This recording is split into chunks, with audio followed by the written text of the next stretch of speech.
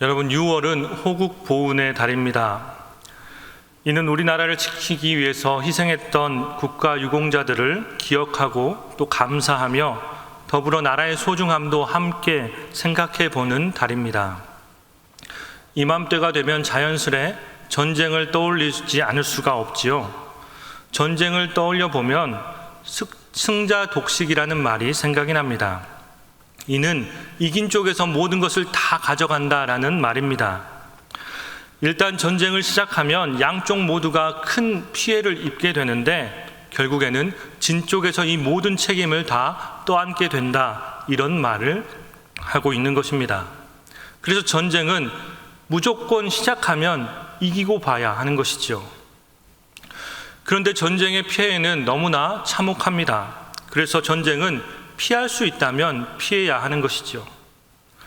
하지만 불행히 아직 우리는 전쟁 중에 있습니다.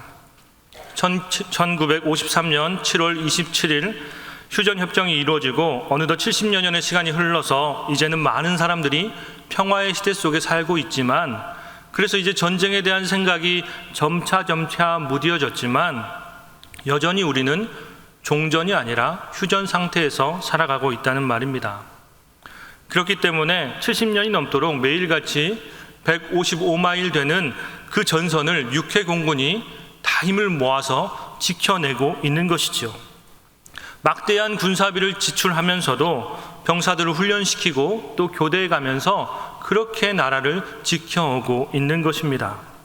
왜입니까? 아직 전쟁이 끝나지 않았기 때문입니다. 언제 다시 적군이 쳐들어올지 모르기 때문에 그렇습니다. 그런데 우리는 마치 살아가면서 전쟁이 다 끝난 것처럼 살아갑니다. 불완전한 이 평화가 언제까지나 계속될 것처럼 여기고 그냥 방심하고 살아간다는 말입니다. 그래서 우리에게 안보의식이 중요합니다. 아직은 우리가 전쟁 중이라는 생각을 늘 하고 살아야 하는 것이죠. 그래야 방심하지 않을 수 있습니다. 그렇게 방심하지 않아야 우리가 지켜내야 할 것들을 지켜낼 수 있고 결국에는 최후 승리할 수가 있는 것입니다. 사랑하는 여러분, 그런데 우리에게 끝나지 않은 전쟁이 하나 더 있습니다. 이것 역시 우리가 피할 수 없는 전쟁인데요, 우리가 살면서 날마다 치르고 있는 것입니다. 무엇일까요? 바로 영적 전쟁이라고 하는 것입니다. 이 영적 전쟁 역시 우리가 계속해서 이어져 나가는 것입니다. 그런데 단 한순간이라도 여기서 긴장을 늦추게 되면 우리는 속절없이 무너져 내리고 맙니다. 원래 우리라는 존재가 그런 존재인 것이죠. 그렇다면 영적 전쟁이란 무엇인가? 우리가 영적 전쟁을 일반 전쟁에 빗대어 보면 이렇게 설명할 수 있겠습니다. 영적 전쟁은 하나님 나라의 백성으로서 우리의 소명과 정체성을 지켜내는 것입니다. 일반적인 전쟁이 우리가 죽기를 각오하고 나서 우리 나라를 지키고 또 우리가 지켜야 될 소중한 가치들을 지켜내는 것처럼 이 영적 전쟁도 사탄과의 싸움에서 우리가 가진 하나님 백성으로서의 중요한 정체성과 소명을 지켜나가는 것이라고 하는 것이죠. 그런데 여러분, 우리가 지피지기면 백전불태라고 하였습니다. 적을 알고 또 나를 알면 우리가 아무리 싸워도 위태롭지 않게 된다, 이런 말이죠. 그래서 우리는 우리를 공격해오는 이 사탄의 전략을 잘 알아야 합니다. 그래야 사탄과의 영적 전쟁에서 우리가 넘어지지 않고 승리할 수 있는 것이죠. 어느 목사님은 설교 시간에 이 사탄의 전략에 대해서 두 가지로 구분하였는데요. 첫 번째는 욕망이고 두 번째는 두려움입니다. 사탄은 우리가 갖고 있는 그 욕망을 자극해서 우리를 공격하고 우리를 넘어뜨립니다. 또한 우리를 두렵게 만들므로 우리가 제대로 하나님을 바라보지 못하도록 한다는 것이죠. 그러기에 우리는 우리가 가지고 있는 이 욕망을 어떻게 다스려 나가는 것이 좋은가, 또 우리에게 불현듯 찾아오는 이 두려움을 어떻게 극복하는 것이 좋은가 생각해 보아야 한다는 것입니다. 바라기는 오늘 우리 모두가 이 하나님의 정훈 교육 시간이라고 생각하고 이 설교에 잘 참여할 수 있기를 소망합니다. 정훈 교육하면 늘 졸립고 피곤하지요. 절대 주무시면 안 됩니다. 사탄의 공격입니다. 네. 먼저 우리의 결핍으로 인한 욕망을 사단은 자극시킵니다. 사단이 우리의 욕망을 자극하는 그 방법 중에 하나가 우리에게 있는 그 결핍을 드러내게 한다는 것이죠. 그래서 우리가 하나님이 원하는 것이 아니라 자꾸만 내가 원하는 것에 집중하게 한다는 것입니다. 우리가 읽었던 오늘 본문 말씀의 앞선 16장을 보면 거기에 만나와 메추라기 사건이 등장합니다. 출애굽한 이스라엘 백성이 광야 생활과 애굽에서의 생활을 비교하면서 배가 고프다고 하나님께 아우성을 친 것이죠. 그런데 여러분, 이 이스라엘이 하나님께 배고프다고 밥 달라고 한 것이 그렇게 큰 잘못입니까? 그것은 그렇게 큰 잘못이 아닙니다. 충분히 그럴 수가 있습니다. 그런데 그들 마음속에 말씀을 살펴보니까 이미 비교의식으로 인해서 원망이 가득 들어찬 것을 알 수가 있습니다. 이 원망에 의해서 부르짖는 것은 이것은 사단이 주는 마음이라고 하는 것이죠. 출애굽기 16장 3절 말씀 우리 함께 보도록 하겠습니다. 시작. 이스라엘 자손이 그들에게 이르되 우리가 애굽 땅에서 고기 가마 곁에 앉아있던 때와 떡을 배불리 먹던 때에 여호와의 손에 죽었더라면 좋았을 것을 너희가 이 광야로 우리를 인도해내어 이 온 회중이 아멘. 사랑하는 여러분, 지금 이스라엘 백성이 출애굽해서 광야에 나와 있는 것이 누구 때문에 그렇습니까? 모세가 자기 혼자 조차고 지금 열심을 다해서 바로를 설득해서 이렇게 데려온 것입니까? 아니면 하나님께서 뭐가 아쉬워서 애굽에 10가지 재앙이나 내리시고 또 그리고 홍해를 가르셔서 이스라엘 백성들을 여기까지 억지로 빼내 오신 것입니까?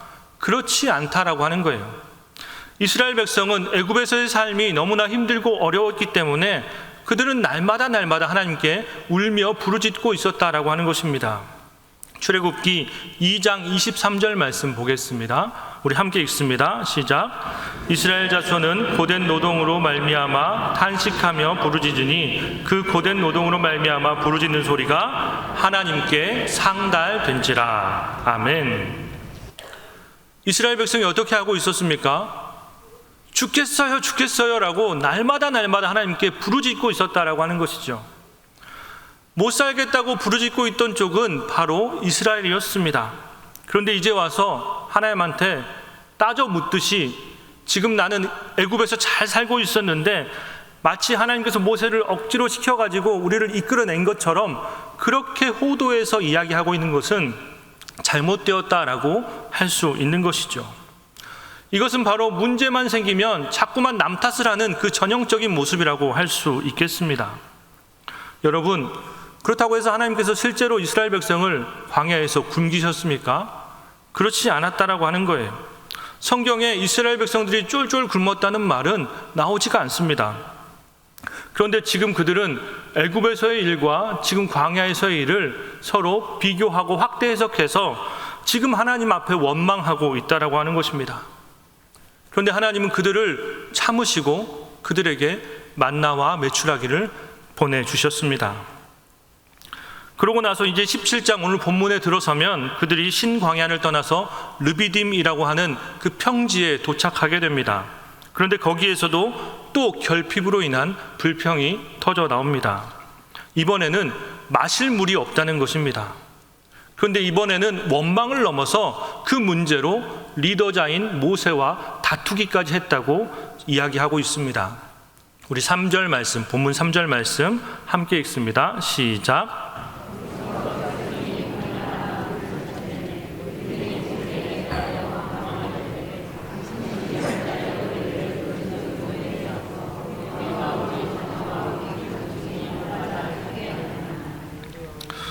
여러분, 이거 어디서 많이 듣던 레파토리 아닌가요? 고기를 달라고 부르짖을 때와 똑같습니다. 그런데 이제는 말로만 하는 것이 아니라 모세를 향해서 돌로 칠 기세로 달려들고 있다라고 하는 것이죠. 사랑하는 여러분, 무엇이 그들을 그토록 분노하게 만들었을까요? 사탄이 그들 마음 가운데에 결핍의 강도를 더 세게 주었던 것입니다. 먹을 것보다 더 강렬한 목마름, 이것에 대한 결핍이 채워지지 않으니까 그들이 막 흥분하기 시작하는 거예요. 그러고 나니까 자신의 눈에는 더 이상 하나님이 보여지지 않게 되는 것입니다. 우리 7절 하반절 말씀 읽도록 하겠습니다. 시작. 그들이 여호와를 시험하여 이르기를 여호와께서 우리 중에 계신가 안 계신가 하였음이더라. 아멘. 이제 이스라엘에게 하나님의 존재 여부 자체가 흔들리게 되었다라고 하는 것입니다. 계신가 안 계신가 하였더라. 이전까지는 이스라엘 백성들이 아무리 막 나갔어도요, 그들 가운데 하나님에 대한 그러한 신뢰가 무너져 내린 적은 없었습니다. 그런데 이제 결핍으로 인해서 더 깊은 욕망 가운데 사로잡히게 되니까 이스라엘 백성들이 눈이 돌아서 이제는 하나님이 없다라고 말하기까지 이르렀던 것이죠. 사랑하는 여러분, 우리도 그럴 때가 있지 않습니까? 내 안에 원하는 것이 있는데 이것을 채워달라고, 이 결핍을 좀 채워달라고 하나님 앞에 나와서 열심을 다해서 기도합니다. 계속해서 기도합니다. 날마다 기도합니다. 그런데 우리가 아무리 열심히 기도를 한다고 해도 하나님께서 그 기도를 들어주지 않을 때가 더 많습니다. 그런데 우리는 그럴 때가 되면 금방 하나님은 안 계시는 것처럼 의심하고 원망할 때가 우리에게도 있다라고 하는 것이죠. 오늘 바로 본문에 나와 있는 이스라엘 백성들처럼 말입니다. 여러분, 사실 이스라엘 백성에게 이 물 문제로 인해서 생긴 문제는 오늘이 처음이 아니었습니다. 우리가 잘 알고 있는 대로 15장에 보면 마라의 사건이 등장하죠. 쓴 물을 먹지 못해서 원망하던 이스라엘 향해서 하나님은 모세로 하여금 나무 한 그루를 물에 던져 넣게 하고 이제 그 물이 마실 수 있는 물로 바뀌어지게 하는 기적을 베풀어 주셨습니다. 그렇게 마라의 기적도 보고 그 뒤에 이제 만나와 메추라기의 기적까지 함께 경험했음에도 불구하고 지금 이스라엘 백성들은 결핍과 욕망 속에서 눈이 멀어버렸다라고 하는 것이죠. 이에 하나님은 이스라엘 백성들을 위한 해결책을 하나 보여주십니다. 하나님은 모세로 하여금 호렙산에 올라가게 하셨습니다. 그런데요, 이 호렙산에 올라가는 이 진행하는 방식이 또 재미있습니다. 우리 5절 말씀 보도록 하겠습니다. 5절입니다. 시작. 여호와께서 모세에게 이르시되 백성 앞을 지나서 이스라엘 장로들을 데리고 나일강을 치던 내 지팡이를 손에 잡고 가라. 아멘. 하나님께서 다시 한번 모세를 통해서 일하시기 시작하시는데 이 분노하고 있는 백성들 사이를 가로질러서 가라고 말씀하고 있는 것입니다. 여러분, 왜 가로질러 가라고 했을까요? 그런데 이 가로질러 가는 것도 혼자 가는 것이 아니라 이스라엘의 장로들을 데리고 가라고 말씀하고 있습니다. 이는 지금 하나님께서 베풀어 주시는 이 일을 공개적으로 보여주시겠다라고 이야기해 주고 있는 것입니다. 결핍과 욕망으로 인해서 눈이 멀어버린 이스라엘 백성들 앞에서 지나가시면서 사단으로 인해서 빼앗겨버렸던 시선을 다시금 모세가 시선을 안고 지나가는 것입니다. 하나님의 역사하심 앞에서 모세가 지나감으로 멀어버렸던 이스라엘의 시선을 다시 한번 당겨주는 것이지요. 그리고 이스라엘의 장로들을 데리고 올라가서 이 일의 증인을 삼으면서 이 모든 일들이 하나님이 살아계시는 분이심을 우리에게 보여주고 있는 그러한 증표로 삼아주고 있는 것이죠. 다시는 그들이 흔들리지 않게 말입니다. 그렇게 모세가 사람들을 가로질러서 호렙산에 올라갑니다. 여러분, 이 호렙은 어떤 산입니까? 호렙산은 모세가 하나님을 처음 만나서 출애굽에 대한 그러한 사명을 받았던 그러한 곳입니다. 이 출애굽의 출발점인 이곳에서 하나님은 모세도 그리고 이스라엘 백성 앞에서도 다시 한번 자신이 살아계신 하나님임을 우리에게 보여주겠다라고 말씀하고 있는 것입니다. 그러니 다른 데 한눈 팔지 말고 오직 하나님을 바라보며 순종하라, 이렇게 말씀해 주고 있는 것이죠. 그리고 나서 하나님은 모세에게 지팡이로 반석을 치라 말씀하시고 그렇게 물이 나왔습니다. 사랑하는 여러분 이 장면을 한번 상상해 보신 적이 있습니까? 이 장면은 어떻게 우리 앞에 펼쳐질 것 같습니까? 모세가 반석을 땅 하고 두드리자 반석에서 사람들이 다 먹고 마실 정도로 아주 풍성한 물이 콸콸콸콸 쏟아져 나왔을 것 같은가요? 아니면 뒷동산에 있는 약수터의 물처럼 쫄쫄쫄쫄 이렇게 나왔을까요? 어땠을 것 같습니까?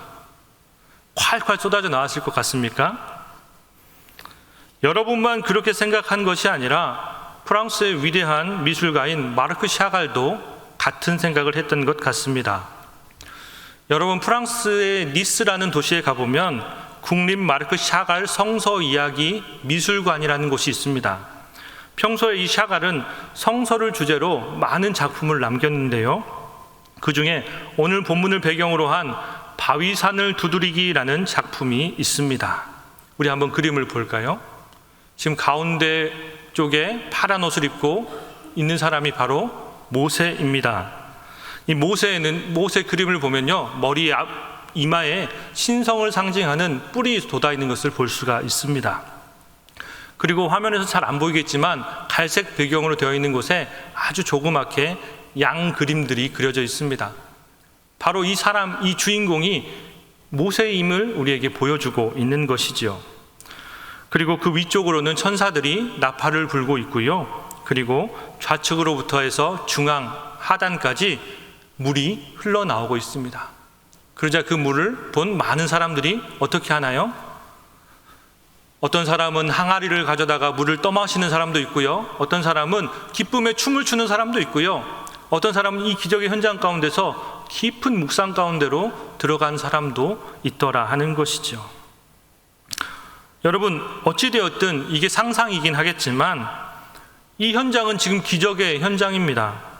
당연히 이 성경에도 모든 사람들이 알도록 이 기적의 현장 가운데에 이 기록을 잘 만들어서 적어 놓았을 것 같습니다.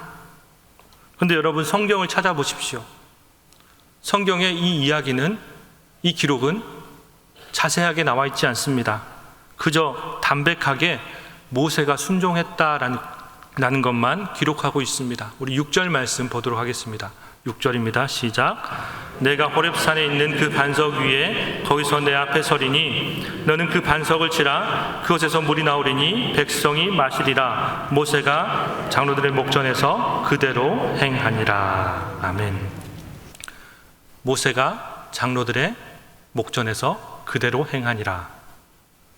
여러분, 여기에 초정리 광천수가 팡 하고 터져 나왔다는 이야기, 뭐 이런 대단한 이야기가 있나요? 그런 것 아무것도 없습니다. 그저 말씀에 순종한 모세의 모습만 기록하고 있다는 것입니다. 하나님은 이스라엘 가운데 이에 베풀어진 큰 기적을 성경에 기록하게 하신 것이 아니라 모세가 말씀에 순종하여서 행했던 것, 거기에 초점을 맞추어서 기록하게 하셨습니다.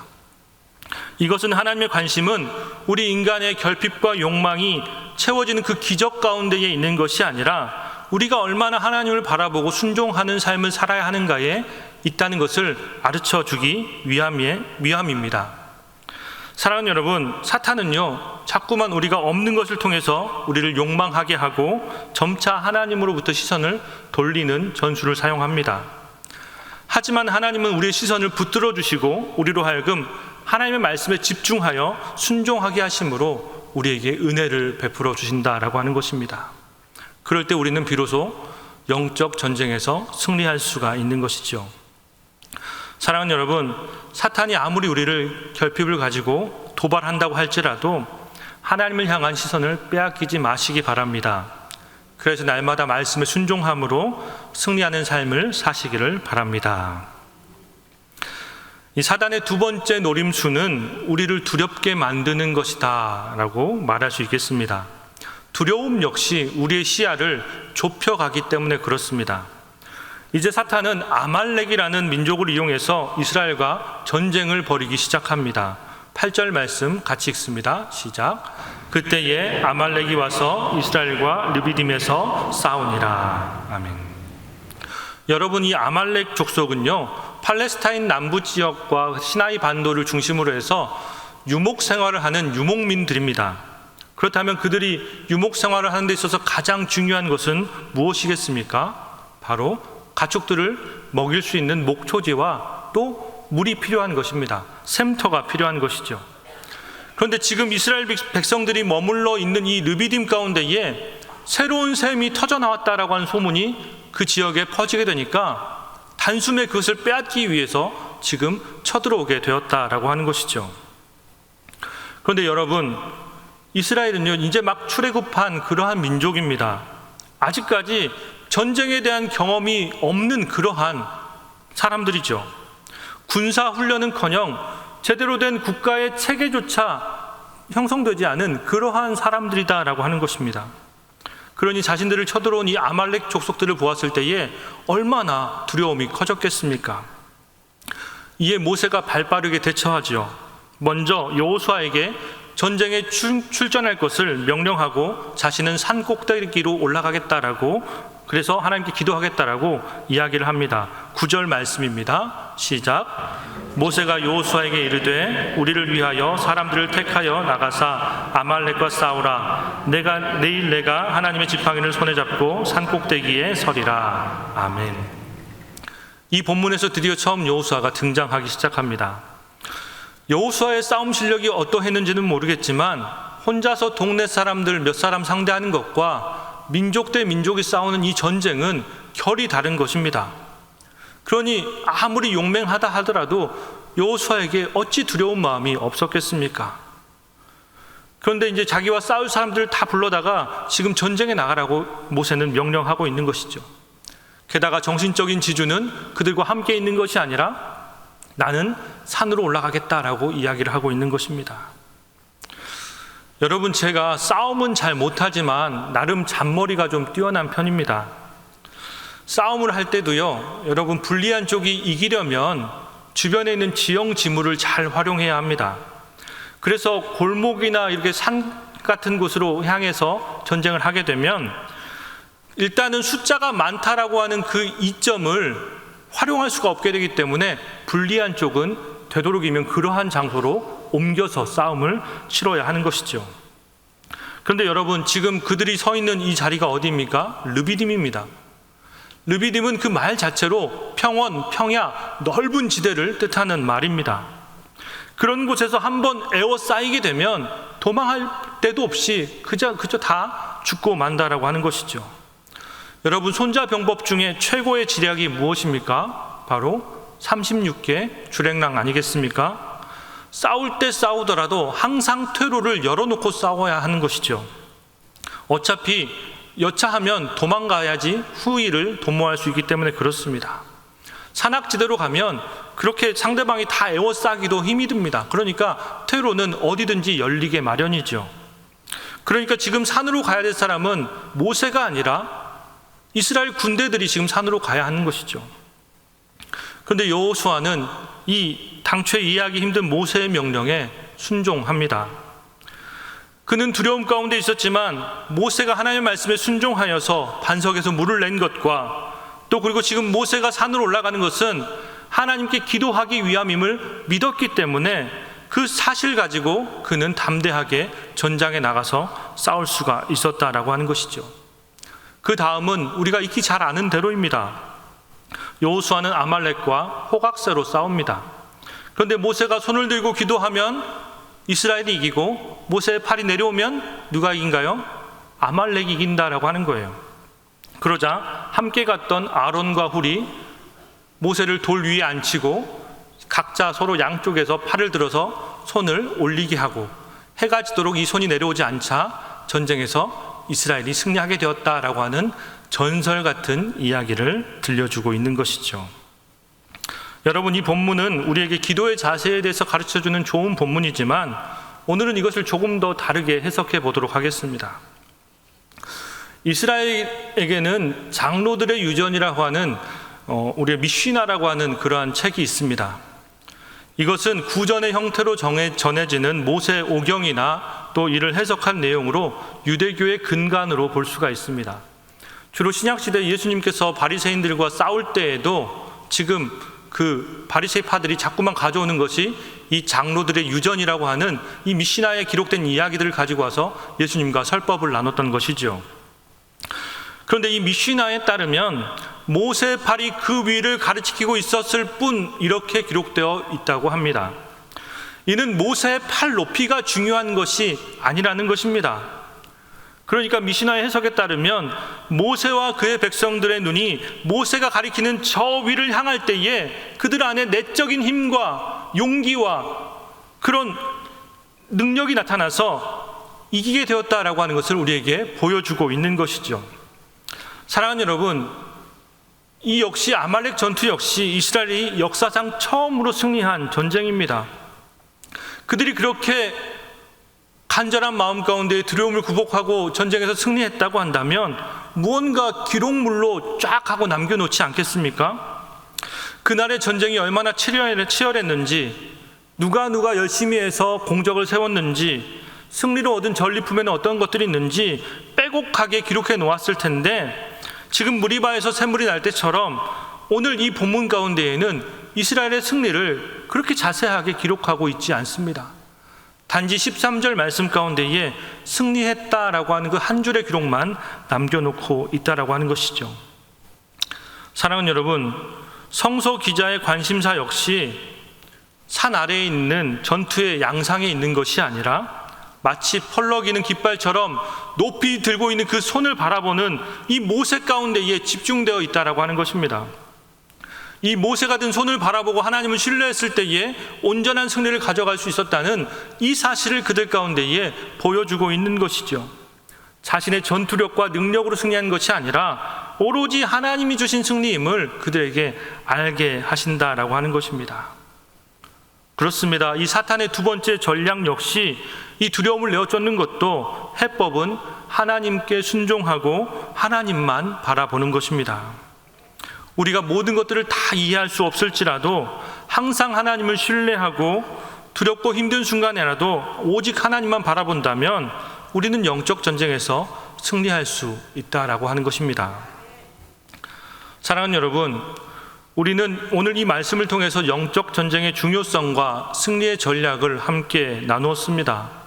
하지만 우리가 이 전쟁의 승리법을 잘 알고 있다고 해서 매번 승리할 수는 없을 것입니다. 왜냐하면 사탄은 더 치밀하게 우리의 약점을 파고들 것이고 우리가 두려워할 만한 것들을 찾아서 자꾸만 우리에게 들이밀 것이기 때문에 그렇습니다. 그렇다면 우리가 사는 동안에 계속해서 주고받는 이 영적 전쟁이 우리에게 무슨 유익이 있는 것일까요? 그것은 우리를 성숙하게 만든다라고 하는 것입니다. 우리는 영적 전쟁의 승리와 실패를 거듭하면서 하나님의 뜻에 좀 더 가까이 다가가고 하나님을 신뢰하는 법을 배울 수 있다라는 것이죠. 여러분, 혹시 오늘 벌어진 이 두 가지 사건, 무리바의 사건과 아말렉 전쟁 사이에서 이스라엘의 변화를 눈치채셨습니까? 이 두 가지 사건 속에 나와 있는 이스라엘의 반응이 서로 다르다라고 하는 것이죠. 무엇이 달라졌는가? 먼저 백성들의 반응이 달라졌습니다. 성경은요, 여러분, 분명한 하나님의 의도와 목적을 가지고 쓰여졌습니다. 그래서 기록된 것은 기록된 대로, 또 생략한 것은 생략한 대로 그 의미가 있는 것입니다. 그런데 이 무리바 사건에는 나와 있는데 아말렉 전투에는 나오지 않는 것이 있습니다. 그것은 바로 이 자신 앞에 주어진 그 문제에 대해서 즉각적으로 반응하는 이스라엘 백성들의 그 태도가 사라졌다라고 하는 것입니다. 여러분, 무리바 사건에서는요, 물이 없다고 원망과 불평을 쏟아내고 심지어는 모세와 싸움까지 했던 이 백성들이 아말렉 전투에서는 아무런 말이 없는 것을 볼 수가 있습니다. 그들이 문제를 대하는 그 태도를 바꾸기 시작했다라고 하는 것을 보여주고 있는 것입니다. 그들 안에 성장이 일어난 것입니다. 그리고 또 한 가지, 무리바 사건에서는 하나님께서 이스라엘에게 닥친 위기를 전면에 나서서 해결해 주고 계십니다. 모세에게 어떻게 길을 지날 것이며 누구와 함께 동행할 것이며 호렙산에 있는 수많은 바위들 중에 어느 바위를 쳐야 물이 나올지 이것을 자세하게 가르쳐 주고 있습니다. 그런데 여러분, 아말렉 전투를 보면 하나님이 전면적으로 나서지 않는 것을 볼 수가 있습니다. 아무런 말씀도 하지 않으십니다. 이 싸움이 다 마무리된 그 다음에 맨 뒤에 상황을 정리하면서 그때 잠깐 등장하십니다. 그 모습 볼까요? 우리 14절 말씀 보겠습니다. 14절입니다. 시작. 여호와께서 모세에게 이르시되 이것을 책에 기록하여 기념하게 하고 여호수아의 귀에 외워 들리게 내가 아말렉을 없이 하여 천하에서 기억도 못하게 하리라. 아멘. 여러분, 하나님께서는 이스라엘의 차기 리더가 될 여호수아에게 오늘 전쟁을 기억하라 이렇게 말씀하시고요, 또 아말렉을 장차 진멸할 것이다 라고 하는 강력한 의지를 표명하십니다. 이 표명하시는 이 순간에만 잠깐 등장하고 있습니다. 이것은 무엇을 말하는 것일까요? 이제 하나님은 우리에게 직접적인 행위자가 아니라 하나님 백성 가운데에 능력을 부여하시고 또 가능성을 발휘할 수 있도록 도와주시는 분으로 그 위치를 바꾸셨다라는 것을 가르쳐주고 있는 것입니다. 이스라엘이 한 단계 더 성장한 것을 이야기하고 있는 것이죠. 사랑하는 여러분, 오늘 본문이 우리에게 전해주는 메시지는 이 영적 전쟁 속에서 이스라엘이 한 단계 더 성장하고 성숙해졌다라고 하는 바로 그것입니다. 이 영적 전쟁이 계속 거듭될수록 문제를 대하는 이스라엘 백성들의 태도가 달라지기 시작한 것입니다. 즉각적인 반응으로 원망하고 불평하고 투덜대던 그들의 입이 다물어지게 된 거예요. 하나님을 더 신뢰하게 되었기 때문에 그렇습니다. 또 이스라엘을 대하는 방식이 마치 어린아이를 돌봐주듯이 하나부터 열까지 다 챙겨주는 모습에서 이제는 그 태도가 너희들에게 해보라 하고 우리에게 힘을 주시고 용기 주시고 능력 주시어서 우리가 그 일들을 감당할 수 있도록 우리를 돕는 분으로 바뀌게 되었다라고 하는 것이죠. 사랑하는 여러분, 그렇습니다. 우리도 우리에게 주어진 그 영적 전쟁을 통해서 날마다 한 단계 더 성장하는 그러한 믿음을 갖추어야 합니다. 우리에게 문제가 생길 때마다 즉각적으로 반응하여서 불평하고 원망을 일삼는 것이 아니라 차분하게 하나님의 뜻을 기다리고 또 어린아이 신앙처럼 하나님께서 다 해주실 것을 기다리는 것이 아니라 하나님께서 우리에게 주신 그 달란트를 가지고 그 능력을 발휘하여서 담대히 싸워나가는 것, 이것이 우리에게 필요하다라고 하는 것이죠. 그러므로 오늘 또 우리에게 주어지는 이 영적 전쟁을 두려워하지 마시기 바랍니다. 오직 하나님만 바라보시기 바랍니다. 그리고 그 말씀에 순종하십시오. 그렇게 하루하루 쌓여가는 이 승리의 기록들이 계속해서 우리를 성숙한 믿음으로 인도해 나가게 될 것입니다. 우리 그 하나님을 붙들고 나아가겠습니다. 기도하겠습니다. 하나님, 사탄은 때로는 우리가 없는 것을 통해서 욕심을 부리게 하고 우리 삶의 감사를 잃어버리게 만들 때가 참 많습니다. 우리가 감당하기 어려운 일들을 통해서 우리를 두렵게 만들고 근심과 염려로 가득하게 만듭니다. 하지만 우리가 눈을 들어서 하나님을 바라볼 때에 우리를 승리하게 하시는 그 하나님의 능력을 믿습니다. 매일 치러지는 그 영적 전쟁 속에서 우리의 신앙이 날마다 성장하고 성숙하게 하여 주옵소서. 예수님의 이름으로 기도하옵나이다. 아멘.